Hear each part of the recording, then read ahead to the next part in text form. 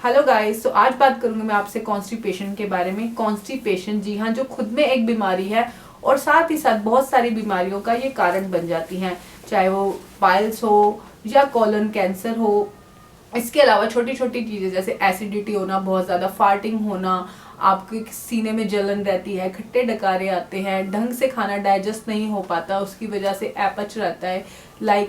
तो इतनी सारी बीमारियों का रीजन एक कब्ज बनता है। कुछ लोग इसके बारे में बात करना पसंद करते हैं और कुछ लोग इसको अंदर अंदर बीमारी को छुपा लेते हैं जब तक कि ये बहुत बड़ी बीमारी ना बन जाए। कई लोगों को देखती हूँ, उनको 10-10, 20-20 साल पुरानी कॉन्स्टिपेशन रहती है जो ठीक नहीं होती। कारण इसका क्या है?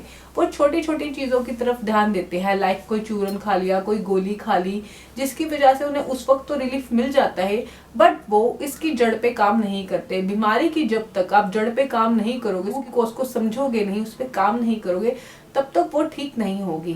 अगर आप अपनी इस कॉन्स्टिपेशन की प्रॉब्लम से जूझ रहे हो और इसका परमानेंट सोल्यूशन चाहते हो, तो आपको परमानेंटली ही कुछ चीजें ऐसी अपने लाइफस्टाइल में चेंज करनी होगी जिससे आपको इस प्रॉब्लम से छुटकारा मिल सके।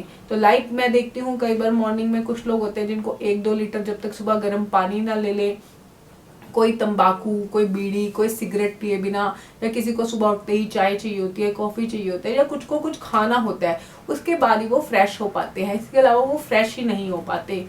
तो ऐसा हम क्या क्या गलतियां कर जाते हैं या किन किन रीजन की वजह से हमें कॉन्स्टिपेशन होती है। तीन बेसिक कि आपको किस किस चीज में डिफरेंशिएट करना है। पहला तो हो गया कॉन्स्टिपेशन, कि आपको स्टूल बन तो रहा है बट आपका स्टूल अच्छे से पास नहीं हो रहा। सेकंड है, आपका स्टूल बन रहा है बट आपका स्टूल बहुत ज्यादा टाइट है जिसकी वजह से वो पास नहीं होता। थर्ड है कि स्टूल बनता ही नहीं है, कि मल बनता ही नहीं है, तो फिर वो पास कहाँ से होगा। और कुछ ऐसी सिचुएशन में ये होता है कि स्टूल आपका थोड़ा बहुत पास हो भी जाता है बट वो प्रॉपर क्लियर नहीं हो पाता, जिससे कि सेटिस्फेक्शन नहीं मिलती।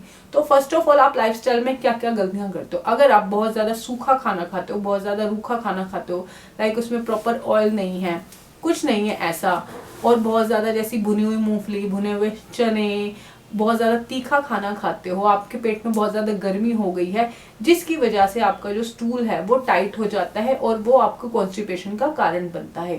सेकंड रीजन जो यही है, आप बहुत ज्यादा मैदा खा लेना, बहुत ज्यादा चीनी वाली चीजें, शुगरी चीजें, और मैदा जो होता है वो जाके आपकी आंतों में चिपकता है और वहीं सड़ता रहता है, जिसकी वजह से भी आपको होती है कॉन्स्टिपेशन।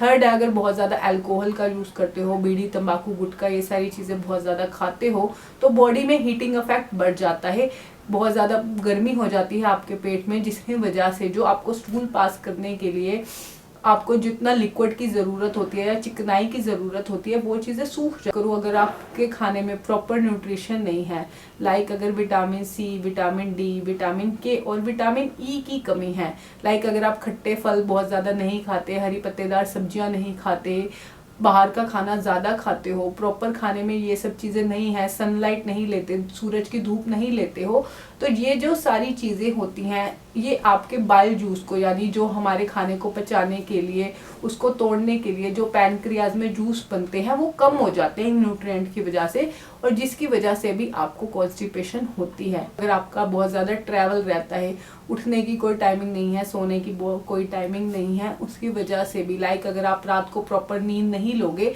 तो भी सुबह आप अपने आप को डिस्कम्फर्ट फील करोगे, आप उतने अच्छे से फ्रेश नहीं हो पाओगे। और बहुत सारे लोगों ने ये चीज फील की होगी। बहुत ज्यादा आप कि कड़वे जूस पीते हो, आपको कोई रिक्वायरमेंट नहीं है, फिर भी आप रोज गिलोय का जूस पी रहे हो, बहुत ज्यादा काढ़े पी रहे हो, आप नीम का, करेले का, जामुन, ऐसे जूसेस का बहुत ज्यादा कंजम्पशन करने से भी हमारे शरीर में जो है वो रूखापन बढ़ता है। अगर फीमेल की बात करूं तो जो फीमेल होती है उसके इंटेस्टाइन भी होती है, बड़ी आंत, छोटी आंत, और उसके आगे उनका जो यूट्रस है वो पार्ट अलग होता है, और मेल के अंदर जो ये चीज होती है वो अलग होती है। इसलिए प्रेगनेंसी में जो फीमेल्स है, अगर वो 5वें-6ठे मंथ में आती है, इसकी वजह से उनके जो इंटेस्टाइन है, बड़ी आंतों पे बहुत ज्यादा प्रेशर पड़ता है यूट्रस के बड़े हो जाने की वजह से, और उनके रेक्टम पे प्रेशर पड़ता है, जिसकी वजह से प्रेगनेंसी में जो लेडीज को वो कॉन्स्टिपेशन का सामना करना पड़ता है। बहुत ज़्यादा स्ट्रेस लेना, अगर आप बहुत ज़्यादा स्ट्रेस में रहते हो, जेंट्स अगर बिजनेस की, घर की, परिवार की बहुत ज़्यादा टेंशन लेते हैं, लड़कियां जिनको बात बात पे रोना आ जाता है, रोने की वजह से आप देखते हो आपकी पूरी बॉडी में ही एक अजीब सी आपकी बॉडी एक प्रेशर को फील करती है। ऐसे में हर वक्त प्रेशर में रहना, फॉर सपोज आपका हाथ है, आपने इस उंगली को पकड़ के रखा हुआ है, इसको आप दबाए जा रहे हो, तो एक टाइम ये प्रेशर सा आप फील करने लग जाओगे। तो ऐसे ही जब हम किसी तनाव वाली सिचुएशन में होते हैं, रात को अच्छी नींद नहीं ले पाते, या किसी भी सिचुएशन की वजह से इमोशनली, फिजिकली आप बहुत ज़्यादा स्ट्रेस में हो, अपने को आप बहुत ज़्यादा प्रेशर फील करोगे, तो भी जो आपका जो माइंड होता है, जो हमारी वेगस नर्व होती है, जो हमारे पेट के साथ जुड़ी होती है, वो उसको प्रॉपर सिग्नल नहीं दे पाती, जिसकी वजह से आपको पेट से जुड़े हुए तमाम इशू होते हैं। इसके अपना खाना पीना सही ना रखना, सादा खाना नहीं खाना, बहुत ज़्यादा फ्राइड आइटम, तला, तीखा, ये सब खाने की वजह से भी लॉन्ग टर्म में आपको कॉन्स्टिपेशन हो सकती है, या पेट से जुड़ी हुई और बीमारियां आपको हो सकती हैं। अगर आप बहुत समय से कोई बीमारी से लड़ रहे हो, आपकी इम्यूनिटी डाउन है, या बहुत टाइम से बहुत ज़्यादा एलोपैथिक मेडिसिन का यूज़ कर रहे हो, लगातार कोई पेन किलर खा रहे हो, एंटी एसिड, ये सारी चीज़ें खा खा कर अपने पेट का जो एसिड है वो कम बनता है, अब उसकी वजह से भी आपको कॉन्स्टिपेशन रहती है। लाइक अगर आपका मेटाबॉलिज्म स्लो है, आपकी जो पेट की अग्नि है, जो खाना पचाने की अग्नि है, वो ही सही नहीं होगी, वो बहुत ज़्यादा कम होगी, या तो आपको कभी बहुत तेज़ भूख लगती है, कभी बिल्कुल भूख नहीं लगती। लाइक कि जब वो भूख लग रही है तब आप खाना नहीं खा रहे हो, पेट में एसिड तो बना कि उसको खाना चाहिए, बट आपने उसको कुछ दिया नहीं खाने को, इसकी वजह से भी धीरे धीरे जो हमारा एसिड है वो कम बनता है, और उसकी वजह से जब हम खाना खाते हैं तब उसको वो प्रॉपर एसिड नहीं मिलता, और खाना ढंग से पचता ही नहीं, वो पार्टिकल टूटते ही नहीं, बॉडी को आप प्रॉपर रेस्ट नहीं देते, बॉडी अपना फंक्शन अच्छे से कर नहीं पाती। सबसे बड़ा जो मेन रीज़न आयुर्वेद में बताया गया वो ये है कि जब आपको कभी भी, लाइक की लेडीज होती है, सोचती है अरे ये सीरियल देख लूँ, अच्छा ये काम कर रही हूँ, ये काम कर लेती हूँ, फिर बाथरूम जाऊंगी, या फिर चलते हैं फ्रेश होने। जेंट्स ये सोचते हैं अरे यार ये क्रिकेट के बस एक ओवर और देख लेते हैं, ये न्यूज़ आ रही है, ये न्यूज़ देख लेते हैं, या बस ये काम खत्म करके फिर जाएंगे। ऐसे धीरे धीरे हमें अपने जो वेग होते हैं, जो अर्जिस होते हैं, उनको रोकने की आदत हो जाती है, उनको रोकते हैं।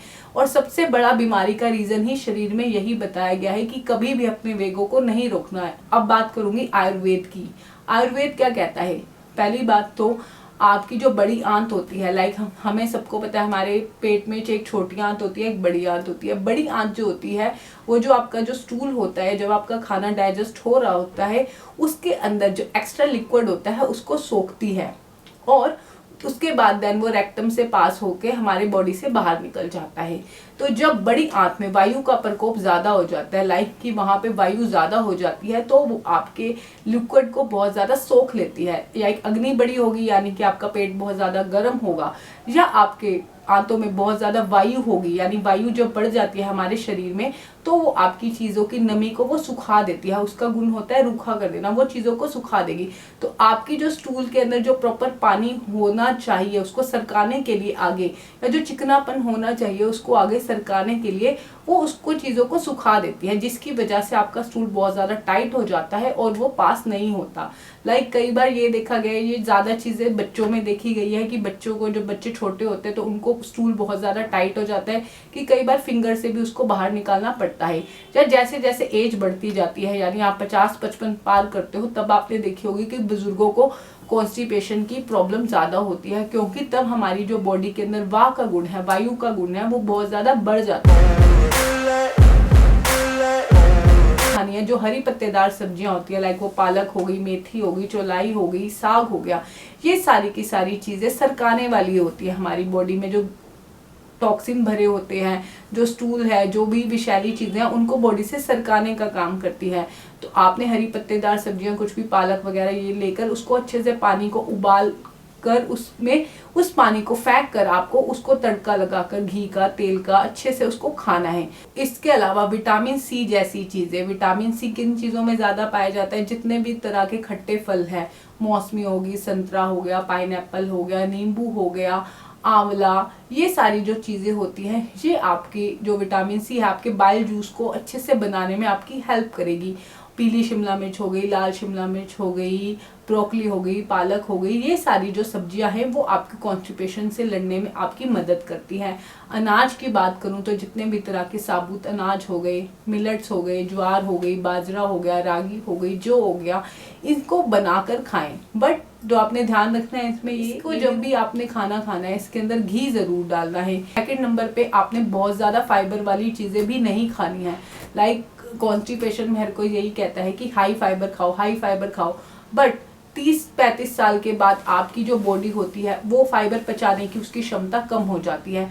तो कच्चे अगर चीजें खा रहे हो तो उसको बहुत ज्यादा कम क्वांटिटी में खाओ, या उसको 1 से 2 मिनट तक उसको पहले पका लो और फिर उनको खाओ। लाइक अगर आप भीगे हुए चने या स्प्राउट्स खा रहे हो, अंकुरित अनाज खा रहे हो, भीगे हुए चने खा रहे हो, या बहुत ज्यादा कच्चा रूखा, हमारे शरीर में जो होती है ये सारी चीजें ठंडी होती है, तो ठंड बढ़ने से और रूखापन बढ़ने से जो वायु होती है वो बिगड़ेगी और फिर आपको कॉन्स्टिपेशन होगी।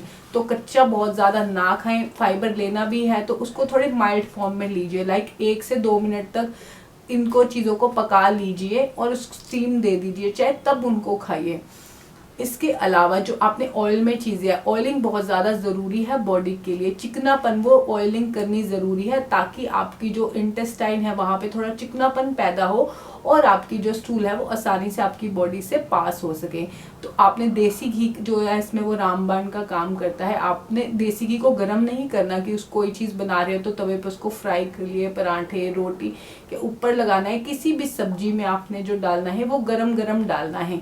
कोई आप सब्जी खा रहे हैं, खिचड़ी खा रहे हैं, दाल खा रहे हैं, तो उसमें ऊपर से आपने 1 से 2 चम्मच तक देसी घी डालना है और तो उसका यूज करना है। या सरसों के तेल में आप खाना पका सकते हैं, बादाम का तेल भी खा सकते हैं, या नारियल का तेल भी आप सुबह नाश्ते से पहले आप 1 से 2 चम्मच तक उसे खा सकते हैं। उससे भी आपको कॉन्स्टिपेशन में आराम मिलेगा। तीसरी नंबर की बात करूँ तो आपको प्रोबायोटिक जरूर अपनी डाइट में ऐड करने हैं। यानी आपने सुबह अगर आप नाश्ता या दोपहर को खाना खाने से पहले आपको 50 से 100 ग्राम तक दही खानी चाहिए। दही के अंदर थोड़ा सा भुना हुआ जीरा डाल लीजिए, थोड़ी सी हींग डाल लीजिए, थोड़ा सा पुदीना डाल के उसके अंदर थोड़ा सा पानी डाल के उसे अच्छे से फेंट कर फिर उसको खाइए।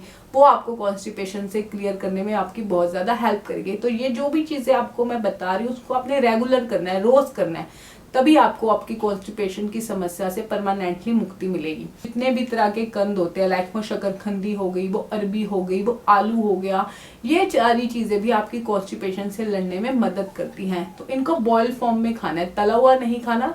आप शकरकंदी, अरबी, आलू इन सबको उबाल कर उसके ऊपर अच्छे से 1 से 2 चम्मच तक देसी घी डालिए और उसको सुबह ब्रेकफास्ट में खाइए।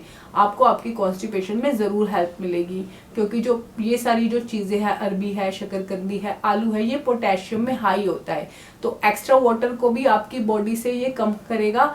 इसके साथ साथ एक जो आपकी बॉडी में जो चिकनापन चाहिए होता है वो देगा और आपको कॉन्स्टिपेशन से लड़ने में आपकी हेल्प करेगा। चावल हो गया, रेड बीन्स हो गई, राजमा की बात नहीं करी मैं, छोटी छोटी लाल लोबिया जिसको कहते हैं, अपनी भी तरह की छिलके वाली दालें हो गई। पानी आपने कैसे पीना है, घूंट घूंट करके आपने पानी पीना है। लाइक एक साथ बहुत ज्यादा पानी नहीं पी लेना है। लस्सी पीनी है, आपने छाछ पीनी है खाना खाने के बाद, चाहे वो मीठी लस्सी लीजिए या नमकीन लस्सी लीजिए, पर आपने लस्सी जरूर ऐड करनी है।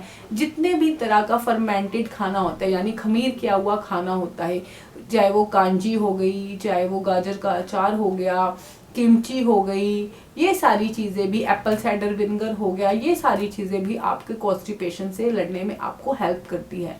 बॉडी की ऑयलिंग अच्छे से करनी है। रात में आपने सोते समय 1 रूही का फाहा ले लीजिए, 1 रूही का छोटा टुकड़ा ले लीजिए, उसे कोई भी तेल में, लाइक वो मूंगफली का तेल हो गया, सरसों का तेल हो गया या तिल का तेल हो गया, उसको भिगा के आपने अपनी नाभि में रात को लगाकर सोना है। उसको फंसा लीजिए अपनी नाभि में और उसको रात को लगाकर सो जाओ, तो ये चीज भी आपकी बहुत ज्यादा हेल्प करेगी। तो रात को सोते समय आपने दूध लेना है। दूध में आपने 2 से 3 खजूर जो होते हैं, खजूर भिगो लीजिए और अंजीर भिगो लीजिए, उसको अच्छे से बॉईल करिए, उनको खजूर को, अंजीर को खूब चबा चबा कर खाइए और दूध ऊपर से पीकर सो जाइए, तो वो भी कॉन्स्टिपेशन में हेल्प करेगा। या सुबह उठ के आप भीगे हुए अंजीर, भीगा हुआ जो काला मुनक्का होता है बीज वाला, बीज के समेत आपको खाना है, बीज नहीं फेंकने। चिया सीड्स हो गए, फ्लैक्स सीड यानी अलसी के बीज, उसको भी अगर आप भिगोकर 1 से 2 चम्मच तक खाएंगे तो आपको कॉन्स्टिपेशन से लड़ने में बहुत ज़्यादा मदद मिलेगी। खाना बनाने के अंदर आपने हींग का इस्तेमाल ज़रूर करना है, सौंठ का, अदरक का इस्तेमाल करना है, आपने हरड़ का इस्तेमाल ज़्यादा से ज़्यादा करना है। इसके अलावा आपने खाने में ग्रीन टी का यूज़ करना है, आपने आंवले का जूस का यूज़ नहीं करना, बट आंवले को उबाल कर जो उसका पानी होता है वो सुबह खाली पेट पीना है। खाना खाने से पहले आपने 1 से 2 चम्मच देसी घी, उसके अंदर आपने 1 चुटकी जो है वो सेंधा नमक की डाल लीजिए और 1 चुटकी आपने सौंठ के चूरन की डालनी है, पाउडर की डालनी है। और उसको खाना खाने से पहले अगर आप खाएंगे या खाना खाने के बीच में, यानी आपने आधा खाना पहले खा लिया और उसके बीच में उसको 1 स्पून खा लीजिए और फिर अपना बाकी का खाना फिनिश करिए। खाना खाना है उसको आराम आराम से च्यू करके खाना है। अगर लाइफस्टाइल चेंज करने की तो आपको टाइम से उठना चाहिए, टाइम से सोना चाहिए, हल्का खाना खाना चाहिए, खाने को खूब चबा चबा कर खाना चाहिए, खाने में सारी चीज़ें प्रॉपर होनी चाहिए, लाइक बैलेंस मील होनी चाहिए, उसमें फ्रूट भी होने चाहिए, वेजिटेबल्स भी होने चाहिए, प्रॉपर ऑयल भी होने चाहिए, नट्स एंड सीड्स भी होने चाहिए, अंकुरित अनाज भी होना चाहिए, दही, लस्सी, दूध, ये सारी चीज़ें भी अपनी डाइट में ऐड करके कंप्लीट मील आपको लेनी चाहिए। करेगा मैग्नीशियम, तो मैग्नीशियम को अपनी डाइट में ज़रूर ऐड करो, मैग्नीशियम रिच चीज़ें खाओ, डार्क चॉकलेट हो गई, ब्रोकली हो गई, आपके सनफ्लावर सीड हो गए, पंपकिन सीड हो गए, इसके अलावा आलमंड है, ये सारी चीज़ें मैग्नीशियम पे मेरी पूरी वीडियो अगर आपने नहीं देखी तो आप जाकर देख सकते हैं। इवन कि आप अभी स्टार्टिंग में एक मैग्नीशियम के सप्लीमेंट को भी अपनी डाइट में ऐड कर सकते हैं। लाइफ की बीमारी से आपको लड़ने में चीज़ें मदद करेंगी। ये जो सारी चीज़ें बताई गई हैं जो कॉन्स्टिपेशन से ही नहीं लड़ेगी, साथ ही आपकी इम्यूनिटी को भी स्ट्रॉन्ग करेगी, और भी अगर आपके पेट में और भी डिजीज़ हैं जिस तरह की बीमारियां, उनसे लड़ने में भी आपकी हेल्प करेगी। सो गाइस, आपने जो भी बीमारियां उनका शॉर्ट टर्म इलाज नहीं ढूंढना कि गोली खाए और बस काम हो जाए। कोई गोली, ये सब चीज़ें परमानेंट सॉल्यूशन की तरफ भागो, टेम्परेरी सॉल्यूशन से बचकर रहो, अपनी रूट पर काम करो, जड़ों पे काम करो और परमानेंटली अपनी डिजीज़ फ्री लाइफ करो, क्योंकि लाइफ बहुत ज़्यादा लंबी है, इतनी छोटी नहीं है। तो छोटी चीज़ों को कट करते हुए लॉन्ग टर्म की चीज़ों की तरफ जाओगे तो आप एक अच्छी और स्वस्थ लाइफ पाओगे। तो आशा करती हूँ, मैं होप करती हूँ आपको मेरी ये वीडियो, मेरा एफर्ट पसंद आया होगा। आपके पीछे कॉन्स्टिपेशन का कौन सा रीज़न हो सकता है उसको आपको समझने में आपकी हेल्प मिलेगी। प्लीज़ मेरी वीडियो को लाइक करना, और जो भी ऑलमोस्ट हर दूसरा तीसरा बंदा इस प्रॉब्लम से परेशान है तो उनके साथ शेयर करना। तो मिलते हैं मेरी नेक्स्ट वीडियो में। Till then take care, bye bye.